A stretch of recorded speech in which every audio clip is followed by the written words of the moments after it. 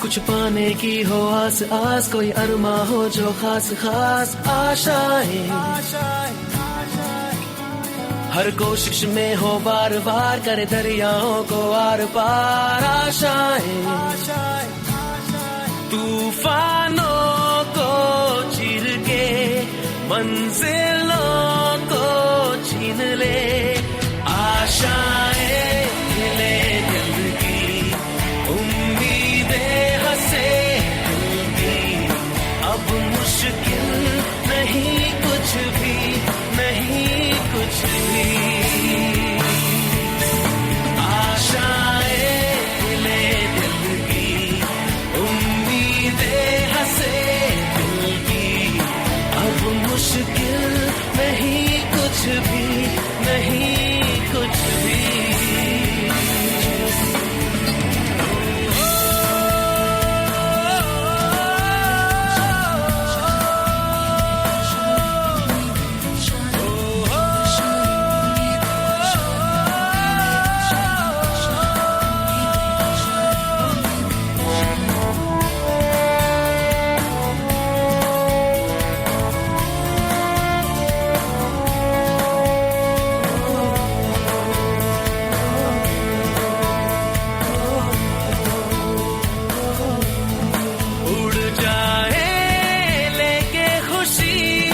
अपने संग तुझको वहाँ जन्नत से मुलाकात हो, पूरी हो तेरी हर दुआ, आशाएं खिले दिल की, उम्मीदें हंसे दिल की, अब मुश्किल नहीं कुछ भी, नहीं कुछ भी,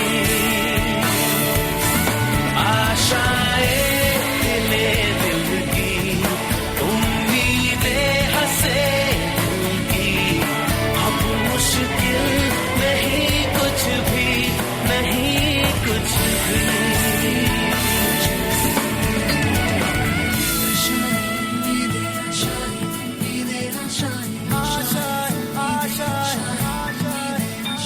गुजरे ऐसी हर रात रात, हो ख्वाहिशों से बात बात, आशाएं लेकर सूरज से आग आग, गाए जा अपना राग राग, आशाएं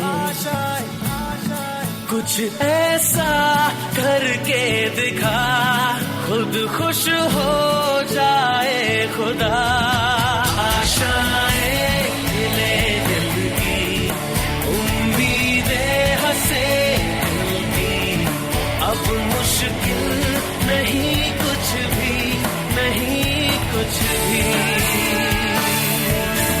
आशाएं खिले दिल की, उम्मीदें हंसे दिल की, अब मुश्किल नहीं कुछ भी, नहीं कुछ भी।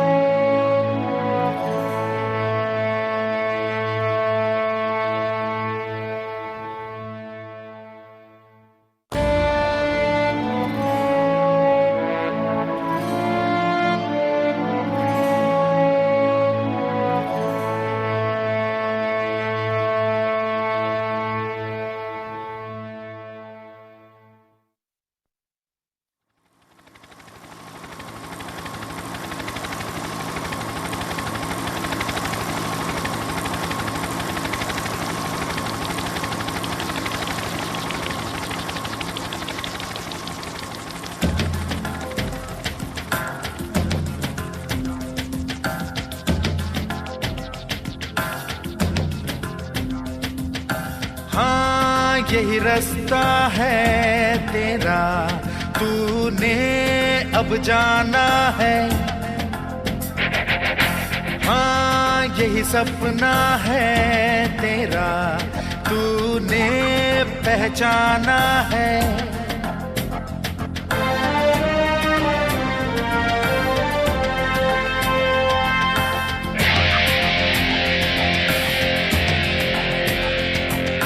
हाँ यही रास्ता है तेरा, तूने अब जाना है, हाँ यही सपना है तेरा, तूने पहचाना है। तुझे अब ये दिखाना है।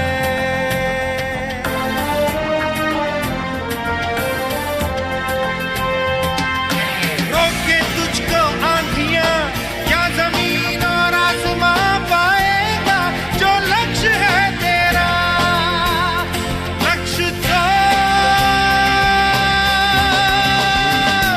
हर हाल में पाना है।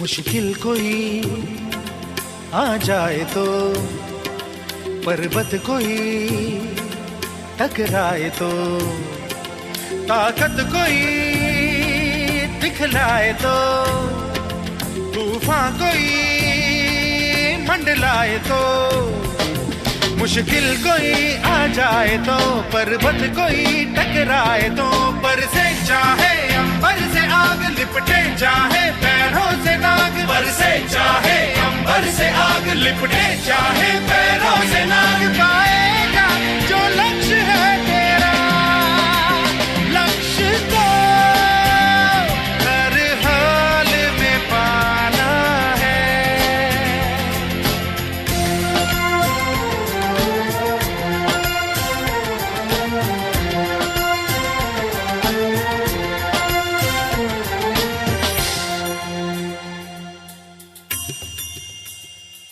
हिम्मत से जो कोई चले, धरती हिले कदमों तले, क्या दूरियां क्या फासले, मंजिल लगे आके गले। हिम्मत से जो कोई चले, धरती हिले कदमों तले, तू चल यूं ही अब सुबह शाम, रुकना झुकना नहीं तेरा काम, तू चल यूं ही अब सुबह शाम, रुकना झुकना नहीं तेरा काम, पाएगा जो लक्ष्य है तेरा, लक्ष्य तो हर हाल में पाना है।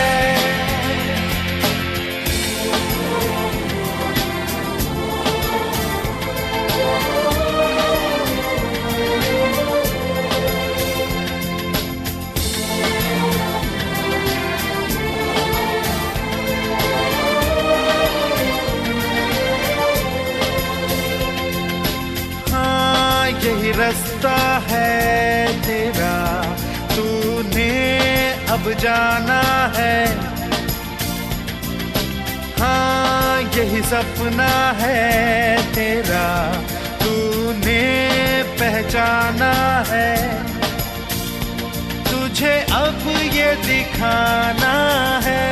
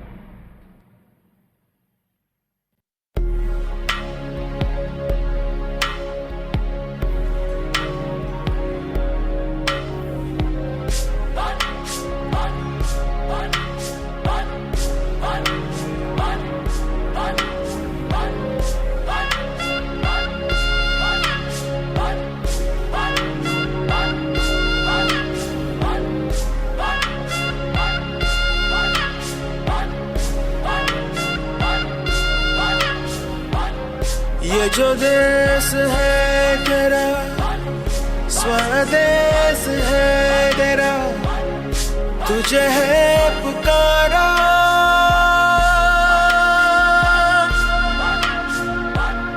ये वो बंधन है जो कभी टूट नहीं सकता। ये जो देश है तेरा, स्वदेश है तेरा, तुझे है पुकारा। ये वो बंधन है जो कभी टूट नहीं सकता।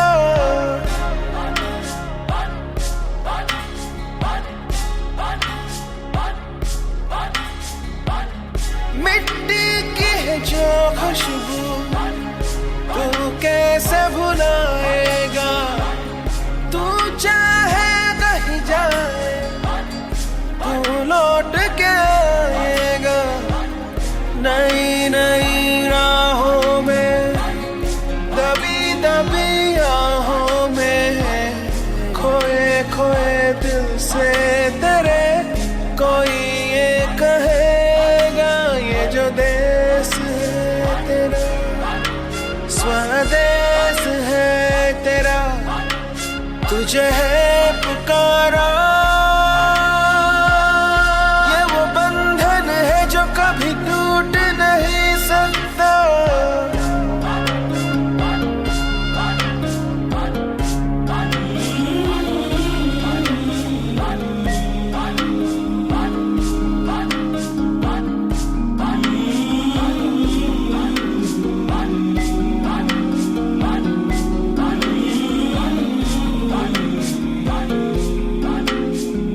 तुझसे जिंदगी है ये कह रही, सब तो पा लिया, अब है क्या कमी।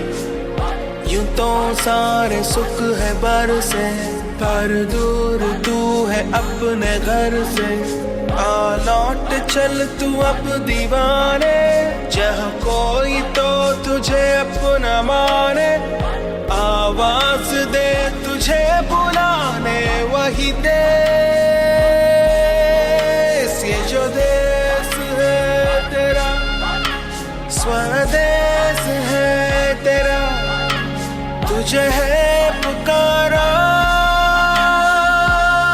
ये वो बंधन है जो कभी टूट नहीं सकता।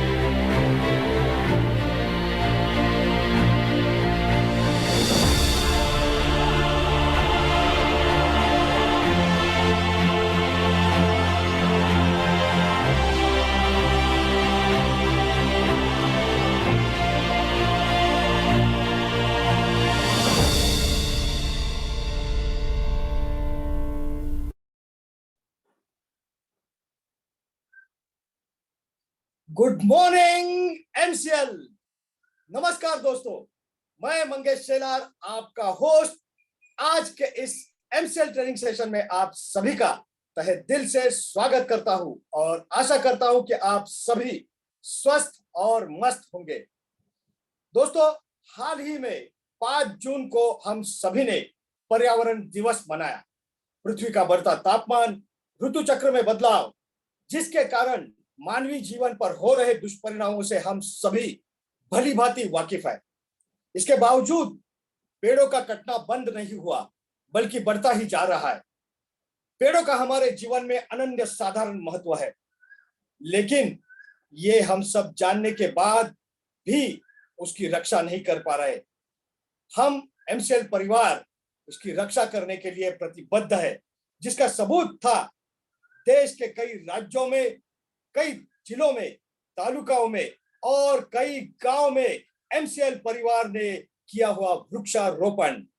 इसीलिए मैं समस्त एमसीएल परिवार का आभार व्यक्त करता हूं, धन्यवाद देता हूं और मैं हृदय की गहराइयों से आप सभी का अभिनंदन भी करता हूं। दोस्तों, आप सभी ने जिस सामाजिक जिम्मेदारी का प्रदर्शन किया है, इसका कोई जवाब नहीं। दोस्तों, क्या आप जानते हैं, दरअसल पेड़ बैंक की तरह होते हैं। जितने ज्यादा वृक्ष हम लगाएंगे, बढ़ाएंगे, उतना ही पर्यावरण शुद्ध रहेगा, तापमान संतुलित रहेगा, बीमारियां कम होगी और चारों ओर खुशहालियां बढ़ेगी। ठीक उसी तरह नियमित और सुरक्षित बैंकिंग व्यवहारों से आर्थिक मुनाफा होता है। जी हाँ, मुझे पता है कि आपको पता है आज का विषय है बैंकिंग इन इंडिया। बैंकिंग का हमारे वैयक्तिक तथा व्यावसायिक जीवन में क्या महत्व है, इसकी सारी जानकारी आज के इस ट्रेनिंग सेशन से आप सभी को मिलने वाली है। लेकिन दोस्तों, इसके पहले कुछ महत्वपूर्ण बातें आज के इस ट्रेनिंग सेशन के बारे में। दोस्तों, यह वेबिनार एक टेलीविजन प्रसारण की तरह, जिसमें आप सभी मुझे देख और सुन सकते हैं, लेकिन मैं आपको देख नहीं सकता। आप सभी से यह नम्र निवेदन है कि कृपया आप अपना अपना इंटरनेट कनेक्शन चेक कर ले। अपने साथ एक पानी की बोतल, नोटपैड और पेन रखें, ताकि इस ट्रेनिंग सेशन के दौरान जो भी महत्वपूर्ण बातें आपको बताई और सिखाई जाए, आप उन्हें नोट कर पाए। अगर इंटरनेट कनेक्शन या और किसी भी वजह से आपका यह ट्रेनिंग प्रोग्राम मिस होता है, तो आपको परेशान होने की कोई जरूरत नहीं, क्योंकि दोस्तों, इस प्रोग्राम के खत्म होते ही इसकी ऑडियो और वीडियो फाइल शेयर की जाएगी। आप सभी अपने अपने फ्रंट एंड कोऑर्डिनेटर से कांटेक्ट करके इस फाइल को हासिल कर सकते हैं। और एक जरूरी सूचना दोस्तों, चैट बॉक्स में एक लिंक दी गई है, कृपया इस लिंक के ऊपर जाकर आपका फीडबैक हमें शेयर कीजिए। याद रखिए, आपका फीडबैक हमारे लिए बहुत ही महत्वपूर्ण है। तो चलिए दोस्तों, इसी के साथ हम आगे बढ़ते हैं हमारे एमबी वीडियो के साथ।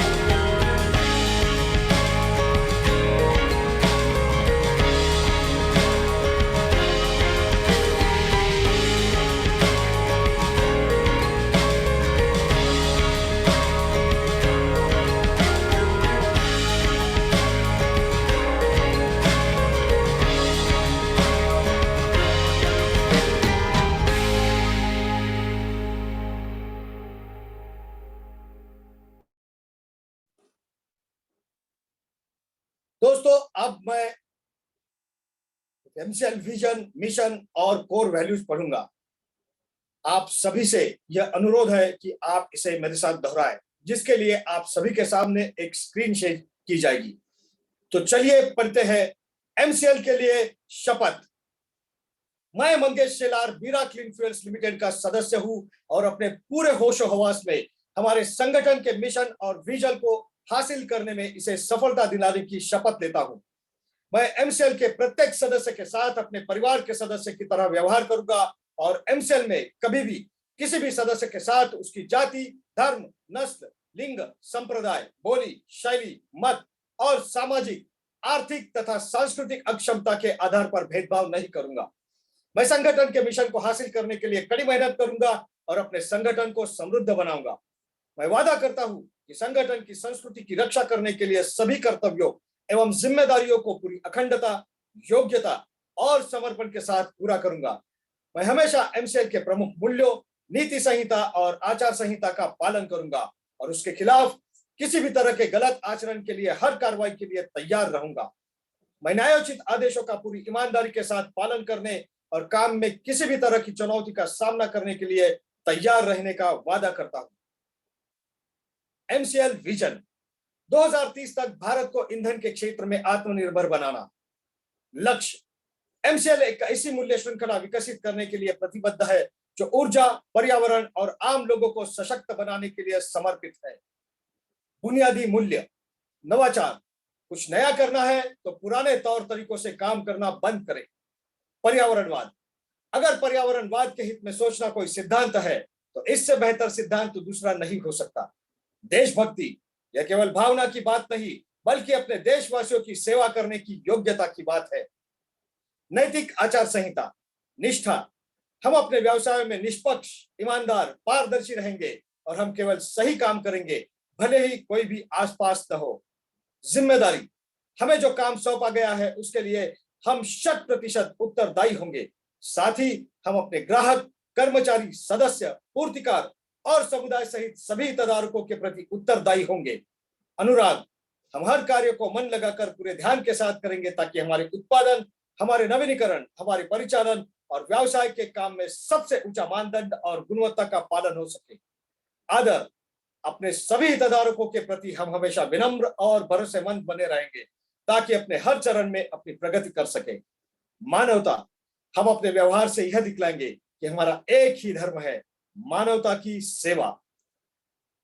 आचार संहिता, हमारे एमसीएल के मिशन को हासिल करने के लिए एमसीएल से जुड़े हर व्यक्ति को आजीवन इस आचार संहिता का पालन और प्रचार करना चाहिए। गोपनीयता अनुरक्षण, एमसीएल आपको बहुमूल्य जानकारी सिखाती है और बांटती है। उस गोपनीय जानकारियों को अपने परिवार के सदस्यों और करीबी दोस्तों सहित किसी भी व्यक्ति को नहीं बताना चाहिए। आपको जो डिजाइन, ड्राइंग और दस्तावेज बताए और दिए गए हैं उन्हें किसी भी व्यक्ति के साथ बांटने के लिए ईमेल न करें और ना ही इसकी फोटोकॉपी तैयार करें। जितनी जल्दी हो सके घमंड करना छोड़ दें। हमेशा शांत, विनम्र और सभ्य बने रहें। आलोचना, बुराई और परिवाद करना बंद कर दें। एमसीएल समुदाय में किसी भी व्यक्ति के बारे में बुरी बात न करें। एमसीएल के हितधारकों के बीच हर तरह के आर्थिक व्यवहार को लेकर हमेशा पारदर्शी बने रहे। याद रखें कि हमेशा धनराशि आपके द्वारा किए गए कष्ट की प्रतिफल होगी। किसी भी प्रकार के प्रतिस्पर्धी कारोबार, एमएलएम, धर्म या राजनीति को बढ़ावा देने वाली बातों की हमारे समुदाय में बिल्कुल भी अनुमति नहीं है। समयनिष्ठा सफलता की कुंजी है। एमसीएल समुदाय द्वारा बुलाई गई हर बैठक के लिए सभी को समय पर उपस्थित रहना चाहिए। ज्येष्ठ और वरिष्ठ जनों के लिए आज्ञाकारी रहे। समुदाय के साथी सदस्यों, कनिष्ठों और महिलाओं की सुरक्षा करें। आपके साथ हर व्यक्ति को सुरक्षित महसूस होना चाहिए। वास्तविक और निष्ठावान प्रशंसा करें। हमेशा अपने आसपास के लोगों को उनके सकारात्मक गुणों की अन्वेषणा के माध्यम से प्रेरित करें और उन गुणों के बारे में सार्वजनिक रूप से प्रचार करें। समुदाय के साथी सदस्यों पर नजर रखें। यदि आपको कोई सदस्य नियमों का उल्लंघन करता हुआ नजर आता है तो कृपया इसे लिखित रूप से प्रशासन की जानकारी में लाने से न हिचकिचाएं। उल्लंघन करने वालों को सख्ती से दंडित, निलंबित, निष्कासित किया जाएगा। तो चलिए दोस्तों, अब इसी के साथ हम आगे बढ़ते हैं आज के थॉट ऑफ द डे यानी कि आज के सुविचार के साथ। और आज का हमारा सुविचार है कोशिश हमेशा आखिरी सांस तक करनी चाहिए। कोशिश हमेशा आखिरी सांस तक करनी चाहिए, या तो लक्ष्य हासिल होगा या अनुभव। जी हाँ दोस्तों, और यह कड़वा सच है। कई लोग थोड़ी बहुत कोशिशों के बाद सफलता न मिलने पर उम्मीद छोड़ देते हैं, हार मान लेते हैं। लेकिन मैं गर्व से कहता हूं कि हमारे बीच एक ऐसी व्यक्ति मौजूद है जिसे कोई आंधी या कोई तूफान रोक नहीं पाए। जब वह इस सफर पर निकल पड़े थे तब मुट्ठी भर लोग साथ थे, जो आज विशाल परिवार बन चुका है। उनके नेतृत्व में एमसीएल आगे ही बढ़ता जा रहा है। तो चलिए आमंत्रित करते हैं जो धीठ है, संयमी है, जिम्मेदार है, ऐसे एमसीएल के executive director miss Prachi Dhole. Good morning. MCL परिवार में एक बार फिर से मैं आप सबका स्वागत करती हूँ और चलिए हम बढ़ते हैं आज के वेबिनार सेशन की ओर। हमारे जो लाइफ है उसमें हमेशा एक टेम्पल, मंदिर या इन दैट केस कोई भी रिलीजियस प्लेस, जिसे हम गुरुद्वारा कहते हैं, मस्जिद कहते हैं, विहार भी कहते हैं, तो इन सभी प्लेस का हमारे लाइफ में एक महत्वपूर्ण हिस्सा रहता है या किस्सा रहता है। जब भी हमें लगता है कि किसी मोड़ पे हम निगेटिव रहते हैं तो हम हमेशा इस रिलीजियस प्लेस पे जब भी जाते हैं एक पॉजिटिव एनर्जी हमारे साथ में कैरी करके लेके आते हैं। तो अभी जो आज हम इसी की कहानी सुनेंगे मंदिर की, यानी कोई भी रादर देन मंदिर, आज मैं उसे एक आर्किटेक्चरल स्ट्रक्चर कहूंगी, जो आर्किटेक्चरल स्ट्रक्चर हमारे पूर्वजों ने बनाया है और वो हमारे लिए बनाया। लेकिन हम जब भी वहां पे जाते हैं तो एक श्रद्धा या कुछ जो रिचुअल्स रहते हैं उसको हम फॉलो करते हैं या डिफाइन करते हैं। लेकिन आज हम ये सब छोड़ के उसके पीछे एक साइंस क्या है, उसके पीछे प्रिंसिपल्स क्या है, ये आज समझेंगे। नंबर 1 चीज जो हम हमेशा देखते हैं कोई भी प्लेस पे या स्ट्रक्चर पे, वो रहता है एक मिडल में स्टोन यानी पत्थर, जिसको जो कि मूर्ति जो है वो हमेशा एक स्टोन से बनाई जाती है और stone is made up of metals and minerals. Number 2 जो चीज हम देखते हैं कि वो जो स्ट्रक्चर रहता है आर्किटेक्चर स्ट्रक्चर, उसको इस तरीके से बनाया जाता रहता है कि वो एक क्लोज स्ट्रक्चर रहता है, यानी वहां पे आपको कुछ जो है प्रकाश नहीं दिखेगा, हर एक चीज जो है विंडोज भी नहीं दिखेंगी, सिर्फ एक दरवाजा रहता है जिससे हम अंदर जाते हैं। नंबर 3 इस स्ट्रक्चर के बारे में हम देखते हैं तो एक स्तंभ जिसे बोलते हैं, लेकिन हम उसको पोल बोलेंगे, एक पोल जो एग्जैक्टली मंदिर के सामने स्ट्रेट बहुत ही लंबा रहता है और वो कुछ धातुओं से बना रहता है, जैसे कि कॉपर हो गया या गोल्ड प्लेटेड हो गया है या फिर ब्रास हो गया, तो इस तरीके से उस मेटल को बनाया जाता है। अभी रिचुअल्स की बात करते हैं तो हमेशा वहां पे कुछ स्तोत्र बोले जाते हैं जो कि संस्कृत में होते हैं, या फिर कुछ पठन किया जाता है जो कि वो मंदिर के एरिया में या सराउंडिंग में किया जाता है। ये सब चीजें हम देखते हैं, लेकिन अभी इसको प्रिंसिपल को समझते हैं। प्रिंसिपल ये है कि पूरी दुनिया का जो बेस है वो साउंड एनर्जी, ये समझते हैं। साउंड एनर्जी इसीलिए क्योंकि हमारी जो बॉडी, ह्यूमन बॉडी बनी है वो 5 धातुओं से बनी है, 5 एलिमेंट से बनाई है, जिसमें से 70% अगर वाटर है तो वाटर से लेके फायर, देन जो धरती है, ये सभी चीजें साउंड को रिएक्ट करती है। जब ये सभी साउंड एनर्जी हमारे ह्यूमन बॉडी पे जाती है तो इसका डायरेक्टली इफेक्ट आपके नर्वस सिस्टम पे होता है, जो कि मेडिकल साइंस ने भी प्रूव किया है।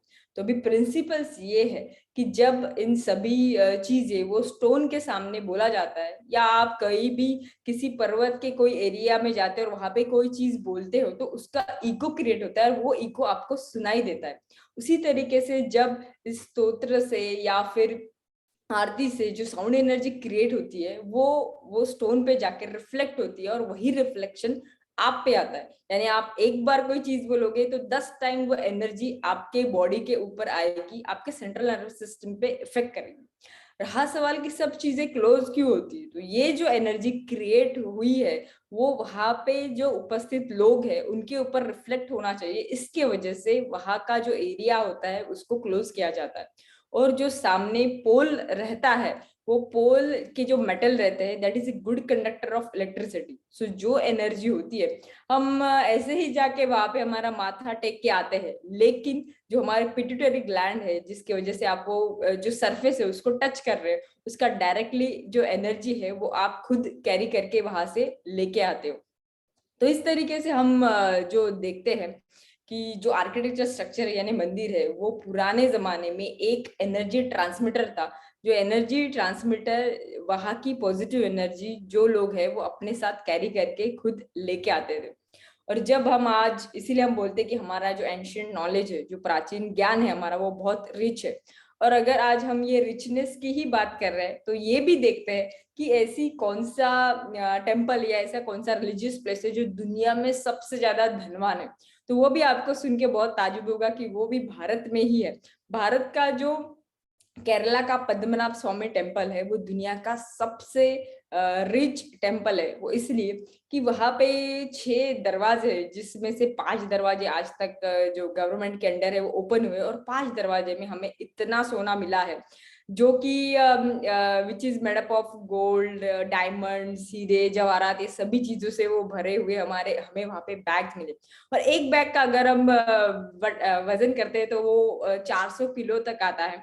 और 400 किलो को अगर हम देखते तो एक बैग की जो कीमत है वो 800 करोड़ तक है। इस तरीके से अभी तक हमें वहां पे 1.7 बिलियन यूएस डॉलर यानी 1 लाख करोड़ से भी ज्यादा सोना जो है वो मिला है। और एक दरवाजा जो ओपन नहीं किया है बिकॉज उसके पीछे कुछ रिचुअल्स है, वो रिचुअल्स फॉलो करने के बाद में ही वो दरवाजे को ओपन किया जाता है। तो ऐसा माना जाता है कि उस दरवाजे में अभी तक के जितने भी बाकी के दरवाजे उससे सबसे ज्यादा सोना जो है वो उसी दरवाजे में रखा है।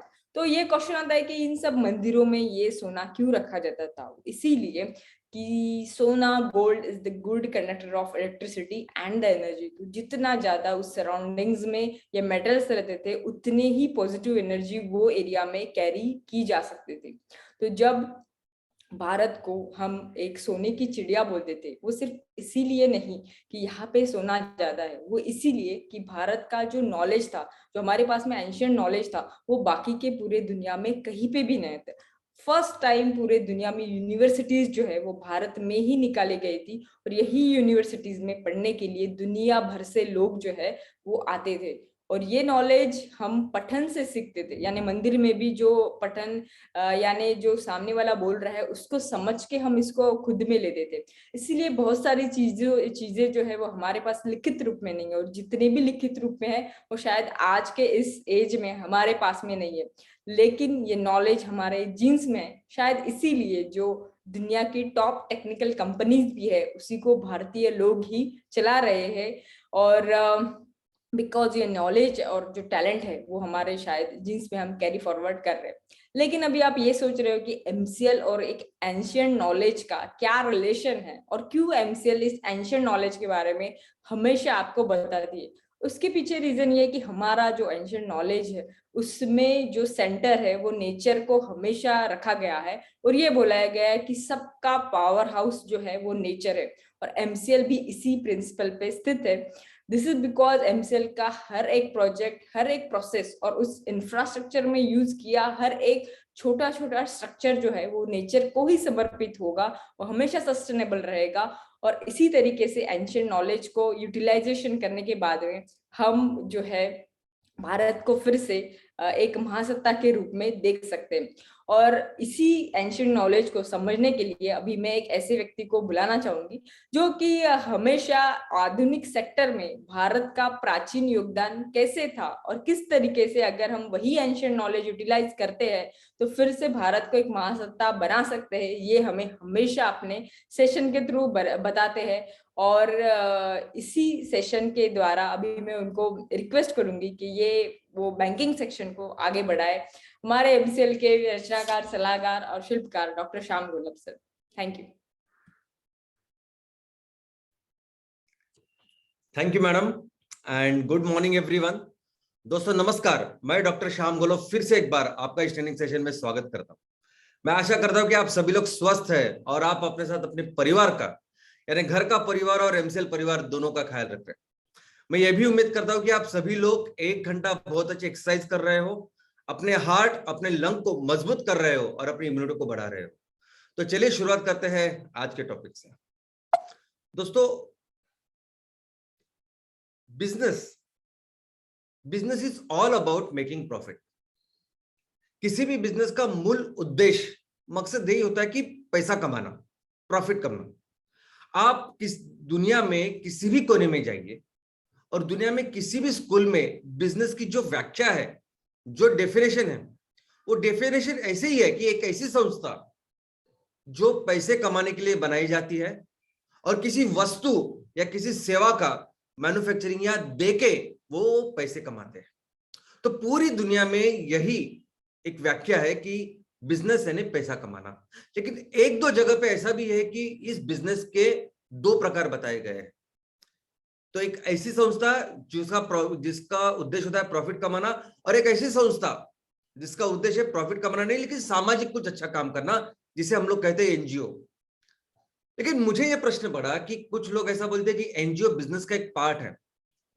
तो कैसे वो बिजनेस, कैसे वो एनजीओ अगर सामाजिक काम के लिए भी कुछ काम कर रहा है, सामाजिक कुछ अच्छी चीजों के लिए काम कर रहा है, तो कैसे आगे बढ़ेगा?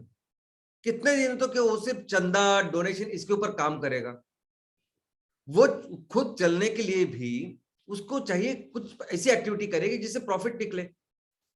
अभी देखिए ना, एमसीएल में हम जिस उद्देश्य के साथ, जिस विजन और मिशन के साथ काम कर रहे हैं, हम क्या कर रहे हैं, हमारा भी मकसद है कि ज्यादा से ज्यादा पैसा कमाना, सब दुनिया की सबसे बड़ी कंपनी तैयार करना, और ये मैक्सिमम जो प्रॉफिट, जो हमारी क्षमता है हमारे देश की, वो कमा के हम फिर हमारे देश के ये जो गांव है, ये जो हमारे तहसील है, ये जो जरूरत है उसको पूरा करना, फिर से हमारे गांव को सुजलाम सुफलाम करना, पूरा प्रॉफिट हम लोग इसमें लगाने वाले हैं। तो मुझे लगता है कि आने वाले दिनों में एनजीओ यानी क्या और एनजीओ किस तरह से होनी चाहिए, इसके लिए एमसीएल पूरी दुनिया के लिए एक एग्जाम्पल क्रिएट करने वाला है। तो दोस्तों, जब बिजनेस की बात करते हैं तब हम हमारे इस जो एमसीएल का बिजनेस मॉडल है उसको समझना भी बहुत जरूरी है। आज एमसीएल बिजनेस मॉडल का एक इस तरह हमने स्ट्रैटेजी या मॉडल तैयार किया है कि हमारे इस परिवार में जो भी सदस्य है वो सभी उद्योजक है। यानी हमारे बीडीए, हमारे चैनल पार्टनर, हमारे सभी तरह के उद्योग यानी एमवीपी, एमबीएस, हर तरह के काम करने वाले उद्योजक, यहां तक के हमारे एमपीओ में जो आज शेयर होल्डर है, चाहे वो किसान हो, बगैर किसान हो, कोई गांव में रह रहा है, कोई शहर में रह रहा है, हर कोई जो एमसीएल से जुड़ा हुआ है, हर कोई उद्योजक है। और सबका एक उद्देश्य है कि कैसे इस एमसीएल के माध्यम से, एमसीएल के प्लेटफॉर्म के ऊपर ये बिजनेसेस जो हमने शुरुआत की है उसके माध्यम से खुद की आमदनी बढ़ाए, खुद के लिए प्रॉफिट बनाए, खुद के अपने फैमिली के लिए प्रॉफिट बनाए, ये सबका उद्देश्य है। और ये पूरी जो बिजनेस मॉडल है, ये हमारा बिजनेस मॉडल वैसे ही है।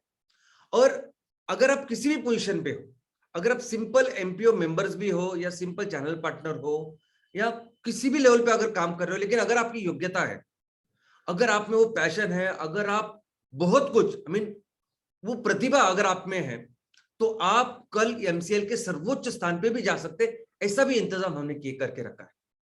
तो एमसीएल ये सभी उद्योजकों से भरी हुई ऐसी एक फैमिली है। तो दोस्तों, जब हम सभी लोग उद्योजक हैं, जब इस एमसीएल के फैमिली से जुड़ा हुआ हर कोई अगर उद्योजक है, तो हमें एक चीज बहुत अच्छी तरह से समझनी चाहिए और वो है पैसा। हमें एक चीज बहुत अच्छी तरह से समझनी चाहिए, वो है पैसे का व्यवस्थापन, क्योंकि ये बहुत बहुत बहुत यानी कोर है। यानी एक ऐसी एक्टिविटी, जैसे हम लोग पढ़ाई करते हैं तो उद्देश्य क्या होता है कि ज्यादा से ज्यादा मार्क अच्छे लाना, अच्छे स्कूल कॉलेज में एडमिशन लेना।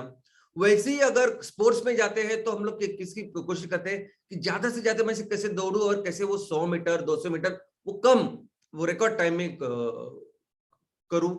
उसी तरह से अगर आप बिजनेस की बात कर रहे हैं तो business is all about making money, right. लेकिन बहुत बार हमारे ये उद्योजक हमारे इस पैसे को ही इसके ऊपर ध्यान ही नहीं देते।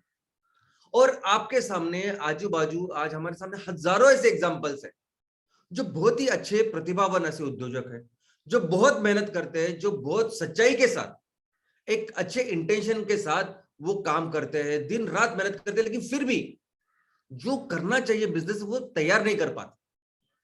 और उससे भी आगे जाके मैं कुछ बोलता हूं कि कुछ ऐसी भी कंपनियां हैं, ऐसे भी लोग हैं कि जिन्होंने अपनी मेहनत से, अपनी योग्यता से, अपनी काबिलियत से अच्छी कंपनियां भी तैयार की, लेकिन उन्होंने ऐसे ये जो पैसे का जो एंगल है ना उसके ऊपर ध्यान ही नहीं दिया।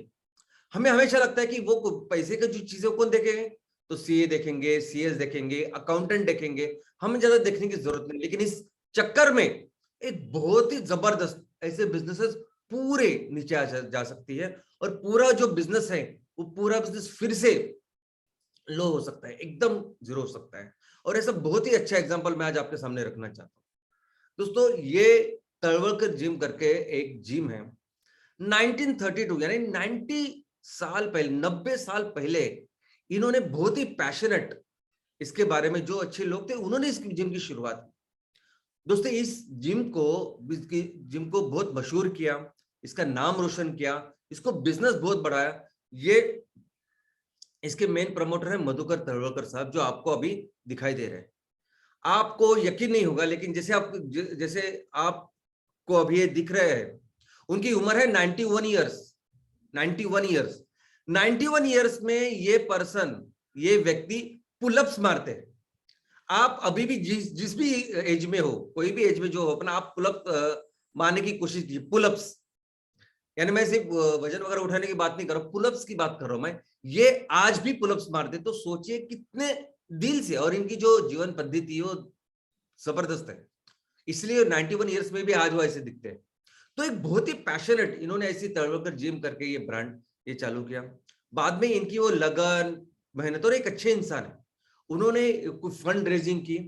और एक ऐसा समय था कि इस तलवलकर ये जो सेक्टर है हेल्थ सेक्टर से भी बेहतर नेक्स्ट जिम का सेक्टर है, इसमें पहली ऐसी कंपनी थी कि जो इतने बड़े लेवल पे काम कर रही थी। हमारे देश में लगभग 80 से ज्यादा शहरों में इन्होंने 520 से ज्यादा ब्रांचेस खोले। उन्होंने आईपीओ में गए, उन्होंने पैसा रेज किया।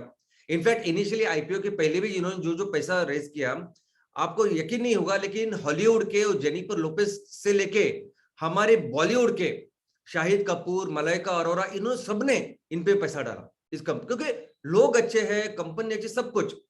लेकिन वो जो फाइनेंशियल जो चीज है उसके तरफ साहब ने इन्होंने कभी शायद देखा नहीं, उसकी तरफ ज्यादा ध्यान नहीं दिया। तो इनके साथ जो लोग थे, जो सीए, सीएस, बाकी कुछ लोग थे, उन्होंने इस तरह से इसका सब मैं तो कहूंगा कि गलत व्यवस्थापन किया, कि जिसकी वजह से आज ये जो कंपनी है, इसके 520 से जो शाखाएं कम होकर आज सिर्फ 3 से 4 शाखाएं है। आज उनका शेयर 2 से 3 रुपए का है, और उनके ऊपर ऑलमोस्ट 750 करोड़ का लायबिलिटी है, उसमें से 450 करोड़ बैंक का लोन है। तो दोस्तों, ये बहुत जरूरी है समझना कि पैसा और पैसे का व्यवस्थापन इनफैक्ट आप जहां रह रहे हो अभी, जिस तहसील में, गांव में, और हमारे देश से लेकर दुनिया में कहीं भी किसी भी देश में जाइए, वो लोग सक्सेसफुल होते हैं। और जो लोग सक्सेसफुल है बिजनेस में, उनमें एक चीज कॉमन होती है कि वो बहुत अच्छी तरह से समझते पैसे को, बहुत अच्छी तरह से समझते कि कैसे बिजनेस में पैसे का ख्याल रखा जाए, पैसे का व्यवस्थापन करना चाहिए, जो हम लोग नहीं समझते। और ऐसा नहीं है कि इनको समझने के लिए इनके पीछे बैकग्राउंड होता है, वो कुछ सीए होते हैं, सीएस होते हैं, अकाउंटेंसी आते हैं, बिल्कुल नहीं। अभी एक अच्छा एग्जांपल मैंने आपके सामने रखा है धीरूभाई अंबानी साहब का, लेकिन ऐसे सभी एग्जांपल्स हैं। वो ही लोग सक्सेसफुल होते हैं बिजनेस में जो पैसे के बारे में ख्याल रखते हैं। अगर हम सभी लोग उद्योजक है, अगर हम सभी लोग चाहते हैं कि हमारे घर में हमें एज ए उद्योजक मेरा ज्यादा से ज्यादा प्रॉफिट हो, तो ये चीज हमें सबको बहुत अच्छी तरह से समझनी पड़ेगी। और दोस्तों, ये अगर चीज है तो फाइनेंस के ये पैसा, ऑफ कोर्स मैं आपको समझाऊंगा भी, लेकिन एमसीएल में एक प्रिंसिपल है काम करने का, एक तरीका है समझने का, कि हम लोग कोई आपको गाइड नहीं देंगे, हम लोग कोई आपको किताब नहीं देंगे, कोई लेक्चर्स नहीं देंगे, देखिए आप ये लेक्चर्स देखो, ये गाइड पढ़ो, फिर आप इसमें एक्सपर्ट हो जाओ, नहीं। It is always learning by doing. करो आप करो, देखो कोई चीज अगर 100 रुपए में भी बनती है, 10 रुपए में भी बनती है, तो किस तरह से 10 रुपए में बने। कोई चीज अगर वो 6 महीने में भी बनती है, 2 महीने में भी बनते, तो किस तरह से उसको करो। तो हर चीज में हम लोग हम सभी मिलके इसको सीखेंगे कि कैसे इस चीज का हम लोग व्यवस्थापन करें, कैसे पैसे का व्यवस्थापन करें। और मुझे लगता है कि आप सभी लोग इस चीज को बहुत अच्छी तरह से समझे। बाकी कोई चीज आपको समझे ना समझे, टेक्नोलॉजी नहीं समझी, आपको बाकी की कुछ चीजें नहीं समझी, मार्केटिंग की चीजें नहीं समझी, वो ठीक चलेगा। लेकिन आप अगर इसमें हो, किसी भी बिजनेस में, किसी भी व्यवसाय में, और स्पेशली जब एमसीएल में हो, तब हमें इसमें बहुत अच्छी तरह से समझना चाहिए कि कैसे मैं 100 रुपए से 150, 200 रुपए बना सकता हूं। और दोस्तों, आज की तारीख में पैसे हमारे जीवन की बहुत मूलभूत अत्यावश्यक ऐसी जरूरत बन चुकी है। यानी अगर आप घर में भी हो, हाउसवाइफ हो, घर का काम कर रहे हो, फिर भी आपको पैसे लगने हैं, दूध, सब्जी, सब कुछ।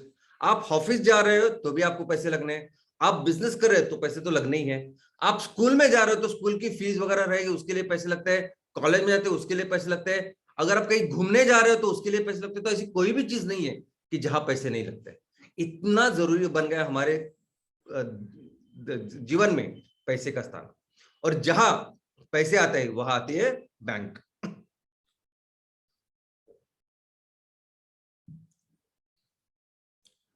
दोस्तों, ये बैंक यानी क्या होता है कि इस पैसों के साथ हम लोग क्या करते हैं, क्यों चाहिए होते हैं हमें पैसे।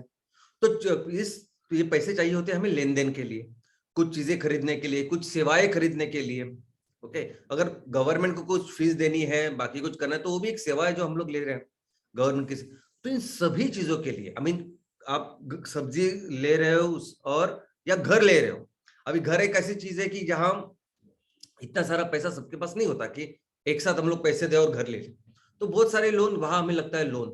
तो इन सिंपल, आज सब्जी दूध से लेके आप घर तक या कॉलेज की फीस तक, इन सभी चीजों के लिए कोई तो ऐसी संस्था चाहिए होती है जो आपकी तरफ से ये काम करे। एक थर्ड पार्टी लगती है जो आपके बिहाफ पे आपके ये सभी फाइनेंशियल काम करे, और वही है बैंक।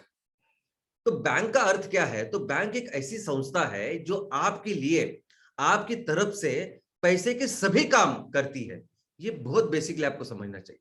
और पैसे से क्या क्या काम होते हैं वो सभी इसमें शामिल है। यानी सिर्फ वस्तुओं की लेन देन नहीं, लेकिन इंश्योरेंस, इसमें लोन, क्रेडिट, या सब कुछ जो इसमें पैसे का व्यवस्थापन होता है, वो सभी बैंक, ये सभी करने वाली संस्था, ये संभालने वाली लीगल संस्था अगर कोई है तो वो है बैंक। तो दोस्तों, अगर बैंक की डेफिनेशन, व्याख्या अगर आप देखो तो सिंपल डेफिनेशन है, सिंपल व्याख्या कि ऐसी संस्था जो लीगली, कायदे कानून से आपके पैसे ले सकती है और उस पैसे के ऊपर ब्याज दे सकती है, उसके साथ वो संस्था लोन भी दे सकती है। तो कायदे कानून के साथ करने वाले ऐसी संस्था जो है, जिसमें दो इंपॉर्टेंट इशू है, क्या वो पैसे ले सकती है और उसके ऊपर आपको ब्याज दे सकती है, और दूसरा लोन दे सकती है। तो ये दो चीज करने वाली जो संस्था होती है उसे कहते हैं बैंक। और इस बैंक और इकोनॉमी, बैंक और अर्थव्यवस्था, यानी इतना इंपॉर्टेंट है ये समीकरण कि बैंक बोले तो अर्थव्यवस्था है, और किसी भी अर्थव्यवस्था के लिए बैंक जरूरी है। यानी वो अमेरिका की अर्थव्यवस्था है, अफ्रीका की अर्थव्यवस्था है, भारत की किसी भी कोने की अर्थव्यवस्था है, बैंक कंपलसरी होती है इस अर्थव्यवस्था के लिए, बिजनेसेस के लिए। और इसका जो कैसे बैंक की शुरुआत हुई, कैसे बैंक का विकास हुआ, और किस तरह से बैंक का इवोल्यूशन आज की तारीख में हो रहा है, ये समझना बहुत ही रोमांचकारी है। ऑफ कोर्स एक बात तो है कि बैंक का इतिहास समझना यानी अर्थव्यवस्था का इतिहास समझना एकदम बराबर, कि उस बैंक का जब इतिहास आप पढ़ोगे तो आपको अर्थव्यवस्था के बारे में पता चलेगा। लेकिन उसके साथ उस टाइम का जब वो बैंक का वो सफर था, उसमें वहां तब की सामाजिक परिस्थिति कैसी थी, राजनीतिक परिस्थिति कैसी थी, लोगों का रहन सहन कैसे था, लोगों का कल्चर कैसे था, इन सभी चीजों के बारे में बैंक बताती है। तो चलिए देखते हैं कैसे। सबसे पहले मैं आपको बताऊं कि बैंक ये कमोडिटी एक्सचेंज के लिए संस्था है, कमोडिटी एक्सचेंज। अब इस कमोडिटी में क्या आता है, तो वस्तुएं भी आती है और सेवाएं भी आती है। तो बैंक आपकी तरफ से ये सभी जो वस्तु है, सेवा है, उसको लेने देने के लिए ये जो काम करने वाले एक संस्था है, ये उसका बेसिक काम है। ओके, कि पैसा, ये सब बैंक जो कुछ है वो आपके लिए यही काम करते हैं, एक्सचेंज ऑफ कमोडिटीज। तो कोई भी चीज लेने के लिए, देने के लिए, सेवा लेने देने के लिए आपको क्या लगता है? पैसा, और इस पैसे का व्यवस्थापन करती है बैंक। तो ये जो वस्तु विनिमय है, कोई भी चीज या लेन देन की जब बात आती है, तो इसकी जो शुरुआत हुई वो शुरुआत हुई बार्टर सिस्टम से। अभी बार्टर सिस्टम का मतलब है वस्तु विनिमय, यानी ऐसा समय था कि जब ये पैसे नहीं थे तो एक वस्तु को देके दूसरी वस्तु को हम लोग लेते थे। यानी दुनिया में देखो, दुनिया में सबसे पहले इकोनॉमी की शुरुआत हुई हमारी खेती बाड़ी से, एग्रीकल्चर से। मनुष्य एक प्राणी था और एक सामाजिक प्राणी बना, एक समाज में रहने लगा। उसका कारण ही था एग्रीकल्चर। वो खेती ही थी कि जिसके वजह से भटक उसने छोड़ दिया, एक जगह पे रुक के वो खेती करने लगा। गांव बसे, शहर बसे, और हमें बाद में पता। तो जब वो गांव बसे तब इनिशियली क्या होता था उस अर्थव्यवस्था में कि बहुत सारे लोग खेती करते थे। उसमें से कुछ लोग ऐसे होते थे कि जो खेती के लिए उपकरण या औजार जो लगते हैं वो बनाते थे। कुछ लोग ऐसे थे जो वस्त्र बनाते थे। कुछ लोग ऐसे थे जो आपका घर बनाते थे। तो ये सभी लोग फिर एक दूसरे के लिए अपनी वस्तु या सेवा देने के लिए उसके एक्सचेंज में उनकी वस्तु लेते थे। यानी अगर आप मेरे घर के लिए लकड़ी का सामान बना रहे हो तो मैं अपने खेतों से जो मैंने धान तैयार किया मैं आपको दूंगा। तो इस तरह से बार्टर सिस्टम चलता था। लेकिन उस व्यवहार में, उस लेन देन में क्या होता था कि बहुत परेशानी होती थी। यानी हर वो जो व्यवहार है, जो चीज है, वो सही है क्या गलत? अगर मैंने आपको कोई चीज दी है वो शायद ज्यादा वैल्यू की हो सकती है, मूल्य की हो सकती है, और जो मैं आपसे ले रहा हूं वो कम है, तो मैं तो घाटे में रहा। दूसरा ऐसा भी हो सकता है ना कि उसका वस्तुमान आकारमान का कोई लेना देना नहीं था। यानी आप बोरी भर के आप उसको चीनी दो, नमक दो, सपोज बहुत बड़ा बोरी भरी आपने और नमक दिया उनको, और उसके बदले में सिर्फ चप्पल ली। तो चप्पल दिखने में छोटे ही है या जूते छोटे है, आकारमान वस्तुमान कम है, लेकिन उसका मूल्य ज्यादा, हम सभी जानते हैं आज की तारीख में। तो बहुत सारे प्रॉब्लम्स उसमें हो रहे थे और इसीलिए जरूरत पड़ी चलन की, पैसों की, कि कुछ ऐसी व्यवस्था हो ना कि जिससे ये सभी जो लेन देन है, ये सभी जो व्यवहार है, उसमें कुछ समानता आए, प्रमाण आए। और इसी के साथ सब शुरुआत हुई पैसों की, और पैसों की शुरुआत हुई सिक्कों के साथ। तो ये पूरी जो अर्थव्यवस्था है, यानी अगर ये जो शुरुआत थी तब के राजाओं ने, तब के एक राजा, उसकी जो भी उसका जो प्रदेश था, तो उसमें राजा ये सब काम करने के लिए अपने खुद के सिक्के बनवाता था। और वो सिक्के एक मूल्यवान ऐसे धातु के होते थे, सोने के होते थे, और उसमें वो अपनी मोहर लगाता था कि इस राजा का वगैरह है, और उसके पूरे प्रदेश में वो चलता था। वो सिक्के थे जिससे फिर आप वस्तु या सेवा ले दे सकते थे। अभी एक प्रदेश की, एक राजा का जो जितना प्रदेश था उसमें उसके सिक्के ही चलते थे, दूसरे प्रदेश में नहीं चलते थे। जैसे आज हमारे देश का रुपया है और बांग्लादेश का टाका करके उनकी करेंसी है, तो बांग्लादेश में वो टाका चलेगा, हमारे यहाँ रुपया चलेगा। तो वैसे ही था, वो लोग करते थे। बाद में जिस तरह से इकोनॉमी बढ़ी, अर्थव्यवस्था बढ़ी, तब ये जो मूल्यवान धातु थे वो थोड़े से कम होने लगे, बिकॉज ज्यादा सिक्के लगते थे। तो पहले शुरुआत हुई सोने के सिक्कों के साथ, बाद में चांदी के सिक्के, बाद में फिर पीतल के सिक्के, ऐसा करके ज्यादा से होने लगा। लेकिन एक समय ऐसे लगा कि सिक्के कम पड़ने लगे और फिर शुरुआत हुई पेपर मनी की। दुनिया में सबसे पहले जो पेपर्स हैं वो 7वें शतक से चालू हुए, और ये पेपर तब एक हुंडी, जैसे लेटर ऑफ क्रेडिट देती है बैंक कि मैं ये लेटर ऑफ क्रेडिट मैं आपको देता हूं कि मैं आपको इतना सामान दूंगा और इतने पैसे भी दूंगा, और ये जो उसकी गारंटी है, या ये पैसे ही है, आप सिर्फ दिखा देना और पैसे ले लेना। ये जो चीज है उसकी शुरुआत हुई, और उसके बाद शुरुआत हुई रिप्रेजेंटेटिव मनी की। यानी क्या कि देखिए, हमने देखा कि कैसे सोना रख के पहले जो सिक्के थे, पैसे थे, उनका मूल्य भी उतना ज्यादा था। यानी अगर आप सोने के सिक्के देते तो सोने के मूल्य, सोने का खुद का मूल्य भी बहुत ज्यादा था पैसे का। लेकिन आज की तारीख में वैसा नहीं है। आज की तारीख में अगर आरबीआई को 100 करोड़ का चलन प्रिंट करना है, तो आरबीआई क्या करती है, या कोई भी किसी भी देश की मध्यवर्ती बैंक क्या करती है, तो वो जो 100 करोड़ आपको तैयार करने हैं उसके मूल्य का सोना या उसका इफेक्टिव जो कुछ मूल्यवान ऐसी चीज है उसको पहले रखती है, और वो रखने के बाद उसके अगेंस्ट ये करेंसी, ये जो नोट है वो छापती है, प्रिंट करती है। और आप देखोगे कि आपके 10 रुपए का नोट हो या 500 रुपए का नोट हो, ये एक ऐसी करेंसी है कि जिसके हाथ में ये नोट होगा, धारक जो इस नोट को धारण करेगा, धारक, उस धारक को आरबीआई बोलती है कि मैं आपको 500 रुपए देने का वादा करता हूं। और आरबीआई की तरफ से कौन करता है? गवर्नर। तो इसलिए आप देखोगे कि इसमें उस नोट के ऊपर अभी इधर लिखा है गवर्नर उर्जित पटेल। तो जो भी गवर्नर होता है वो सरकार की तरफ से, आरबीआई की तरफ से, जिसने वो सोना रखा है और उसके अगेंस्ट एक करेंसी आपको दी है, तो बोलते हैं कि अगर जिसके पास ये नोट होगा उसको हम लोग 500 रुपए देंगे, और इसी पैसे को बोलते हैं रिप्रेजेंटेटिव मनी। दोस्तों, फिर हर देश में इस पैसे को लेके अपने खुद के चलन शुरुआत हुए, खुद के उस चलन के चिन्ह शुरुआत हुए। जैसे आज रुपए का चिन्ह है, डॉलर का एक चिन्ह है, पाउंड का एक चिन्ह है। तो आज सभी देशों में अपनी खुद की करेंसी है और खुद का एक चिन्ह है। एक बाद में एक ऐसा समय आया कि ये पेपर की भी जरूरत नहीं पड़ी, सिर्फ कंप्यूटर के ऊपर आप लोगों से ये पैसा ले दे सकते हो, वस्तु या सेवा लेने देने की शुरुआत हुई, और इसे हम लोग कहते हैं इलेक्ट्रॉनिक बैंकिंग, जहां कंप्यूटर से ये सब चलने लगा। और उसके बाद आया प्लास्टिक मनी, यानी करेंसी तो निकल ही गए, करेंसी की जरूरत नहीं, पैसों की जरूरत नहीं, पैसे आपको जेब में बटुए रखने की जरूरत नहीं, आप सिर्फ एक प्लास्टिक का कार्ड, जिसे हम लोग क्रेडिट कार्ड, डेबिट कार्ड कहते हैं, वो लेके जाओ और उससे पूरी लेन देन करो। और आज जिस व्यवस्था में हम लोग हैं वो तो है वर्चुअल मनी, यानी वहां कोई किसी भी प्लास्टिक मनी, किसी भी पेपर मनी, कोई करेंसी की जरूरत नहीं। आपको सिर्फ फोन के ऊपर एक ऐप डाउनलोड करना है और उसके जरिए आप अपना सब इंतजाम करते हो, पैसे ले दे सकते हो, वस्तु सेवा ले दे सकते हो। तो आज इस लेवल पे हम लोग आ चुके हैं। तो ये तो हुआ पैसे के बारे में, किस तरह से पैसे का इवोल्यूशन हुआ। बैंक का कैसे इवोल्यूशन हुआ, तो ये समझना बहुत ही रोमांचक है। दोस्तों, ऐसा था कि जब से मनुष्य ने समाज का निर्माण किया है, लोग एक जगह बैठ के बस्ती करने लगे, तब से अर्थव्यवस्था शुरुआत है, तभी लोग कमा रहे हैं, धंधा पानी कर रहे हैं। लेकिन आज जिस तरह से हमारे घरों घरों में व्यवस्था है, अलमारी है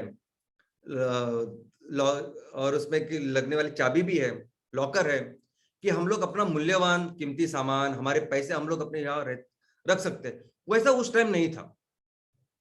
पुराने जमाने में, एंशिएंट प्राचीन काल में ऐसा नहीं था, लोग करते थे, लेकिन उनके पैसे या उनका ये जो मूल्यवान चीज कहाँ रखे, ये पूरी सिस्टम आज जैसे है वैसे वहां नहीं थी। लेकिन लोगों की सबसे ज्यादा श्रद्धा हमेशा ही रही है, जब से मनुष्य समाज प्रिय प्राणी तैयार हुआ है, हमेशा ही उसकी सबसे ज्यादा श्रद्धा रही है धर्म के ऊपर, रिलीजन के ऊपर। तो सभी लोगों का सबसे ज्यादा विश्वास अपने अपने धर्म के ऊपर था और उसकी पूजा करने वाले था। और सबसे सुरक्षित जगह अगर कोई थी ये सब चीजें रखने की, पैसा रखने की, मूल्यवान चीजें रखने की, तो वो थी ऐसी जगह जहां इस धर्म का प्रसार करते हैं, पूजा करते हैं, सब कुछ करते। तो उसमें आते हैं मंदिर, मस्जिद, गिरजाघर, ये सभी चीजें। तो दोस्तों, अगर दुनिया में सबसे पहली बैंक अगर कोई है तो वो ये है। ये सभी धर्म के जो प्लेसेस है, रिलीजियस प्लेसेस है, ये हुआ करते थे बैंक। हमारे मंदिर, हमारे मस्जिद, हमारे गिरजाघर, गुरुद्वारा, ये हुआ करते थे बैंक। और इतना ही नहीं, ये संस्थाएं बाद में लोगों से ये सब वहां आता था और ये प्रॉपर बैंक जैसे काम करते थे। ये लोगों को जब जरूरत पड़ी थी तब पैसा देते थे, अगर कुछ संकट या कुछ चैलेंज आया तो उसमें पैसा खर्च करते थे। और पूरे लोग अपना पूरा जो वैल्यूएबल्स था, जो पूरा मूल्यवान चीजें, वो मंदिरों में रखते थे। और हमने देखा कि हमारे देश में तो हम पूरे दुनिया में इस समाज कालखंड में 90% of the time we were number 1 economy in the world. 90% of the time हम लोग दुनिया की सबसे बड़ी इकोनॉमी थी। कोई भी चीज ऐसी नहीं थी जो हमें बाहर से खरीदनी हो, हम तो सिर्फ लोगों से सोना लेते थे, ऐसे लेवल पे हम लोग थे। और हम लोग ये पूरा सोना इन मंदिरों में रखते थे। और यही फिर मैडम ने भी आज जो स्टोरी बताई वो, और बाकी हम देखते मंदिर हो, मस्जिद हो, गिरजाघर, ऐसा सब हुआ करते थे। और लोग भी क्या करते थे कि उनकी जो भी निजी संपत्ति थी वो उसको भी इस धातु में, मूल्यवान धातु या मूल्यवान जो रत्न होते उसमें कन्वर्ट करते थे। और ये पूरे जो रत्न है, जो मूल्य, यानी सपोज आपने कुछ काम किया, आपने जमीन बेची या जो कुछ जो भी पैसा है ना, वो फिर इसमें कन्वर्ट करते थे। और ये फिर ये मूल्यवान धातु वगैरह ये सब वो मंदिरों में रखते थे। और यही कारण है दोस्तों कि क्यों जब भी कोई वॉर होता था, कोई युद्ध होता था, तो दो राजाओं के बीच में भी युद्ध होता था, तो वो मंदिरों को जाके उसको लूटते थे। क्योंकि ये मंदिर, ये गिरजाघर, ये सब कुछ थे ना, ये एक्चुअली बैंक थे। ये बहुत सारा पैसा उस मंदिरों में, मस्जिदों में, चर्चों में हुआ करता था। इसीलिए आप देखोगे, चाहे वो अपने अंदर का राजा हो, चाहे बाहर का कोई आके यहाँ हमारे यहाँ साथ झगड़ा या वॉर कर रहा हो, तो वो पहले जाके उसको लूटते थे। तो दोस्तों, हमारे देश में जो बैंकिंग का इतिहास है वो भी बहुत ही रोमांचक है। सबसे पहले मैं आपको बता दूं कि हमारे सबसे प्राचीन जो दस्तावेज है, जो वेद और उपनिषद है, जो ग्रंथ है, उसमें हमारी अर्थव्यवस्था, सभी चीजों का बहुत अच्छी तरह से उन्होंने विवरण दिया हुआ है। लेकिन उसी के साथ और एक चीज आपको समझनी पड़ेगी कि प्राचीन काल से हमारे यहाँ है साहूकारी। यानी जब आपको पैसे लगते थे, तब कुछ लोग थे उस टाइम भी समाज में जो आपको बहुत बड़ा चढ़ा के, बहुत ज्यादा इंटरेस्ट से आपको पैसे देते थे। यानी इतना ज्यादा इंटरेस्ट कि पूरी जिंदगी फिर वो उनके लिए काम करते थे। तो वो जो साहूकारी थी वो आज भी हम लोग देखते कि आज भी है। उसके बाद मध्ययुगीन भारत का कालखंड आया, उसमें भी जो भी मुगल एम्पायर थे, वो सब उन्होंने भी कुछ बैंकिंग सिस्टम का काम शुरू किया।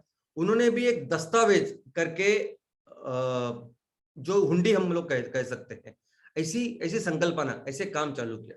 तो तब मध्ययुगीन भारत में इस बैंकिंग जो सिस्टम थी या बैंकिंग का जो कामकाज था, उसमें दस्तावेज की शुरुआत हुई। और दस्तावेज भी आगे जाके फिर हुंडी और बाकी की चीज होने लगी। और मॉडर्न यानी आधुनिक कालखंड की शुरुआत होती है अंग्रेजों के साथ। अंग्रेज तो एक कंपनी थी प्रॉपर, वो तो ईस्ट इंडिया कंपनी थी, उनका तो एक ही मोटिव था, कैसे ज्यादा से ज्यादा प्रॉफिट करना। लेकिन मैं आपको बता दूं कि अंग्रेजों ने अभी पीछे हमारे देश में प्राचीन कालखंड में या मध्ययुगीन कालखंड में क्या बैंकिंग व्यवस्था थी हमें पता नहीं, क्योंकि उसके बारे में कुछ पेपर्स या उसके बारे में कुछ जो लिखा था वो कोई रिकॉर्ड अवेलेबल नहीं। ओके, हो सकता है, तो मुझे अभी तक तो मिला नहीं, शायद मुझे अब ज्यादा पढ़ाई करनी पड़ेगी। लेकिन अंग्रेजों ने बहुत कुछ लिख के रखा है। अंग्रेज जब यहाँ आए बिजनेस करने के लिए, तो उनके लोगों ने लिख के रखा है कि वो यहाँ की ये पूरी अर्थव्यवस्था, ये पूरी जो बैंकिंग सिस्टम थी, वो इतनी अच्छी तरीके से थी कि उनके कंपैरिजन में ये अंग्रेज बहुत पीछे थे, ऐसा अंग्रेजों ने लिख के रखा है। सबसे पहले मॉडर्न बैंक जो हमारे यहाँ खुली वो 1770 में बैंक ऑफ हिंदुस्तान थी और 1786 में जनरल बैंक ऑफ इंडिया। लेकिन ये दोनों बैंक ज्यादा देर तक चली नहीं। इन अंग्रेजों ने अपने बिजनेसेस के लिए बैंकों का निर्माण किया। उनको चाहिए थे पैसे, या उनको वस्तु के आदान प्रदान करने के लिए चाहिए थे सपोर्ट। तो इसीलिए फिर उन्होंने ये बैंकों का निर्माण किया, जिस बैंक में है यूनियन बैंक ऑफ कलकत्ता, सबसे पहली बैंक है जिन्होंने शुरुआत की। और दूसरी बात इलाहाबाद बैंक, जो अभी भी काम कर रही है। और इतना ही नहीं, उन्होंने क्या किया, बाहर के जो फॉरेन बैंक्स थे उनके देश में, उनको भी यहाँ लेके आए। देखो बैंक की जो जरूरत है वो उन दिनों भी कितनी थी, ये आप समझ सकते हैं कि बैंक कितने अहम होते थे बिजनेसेस के लिए।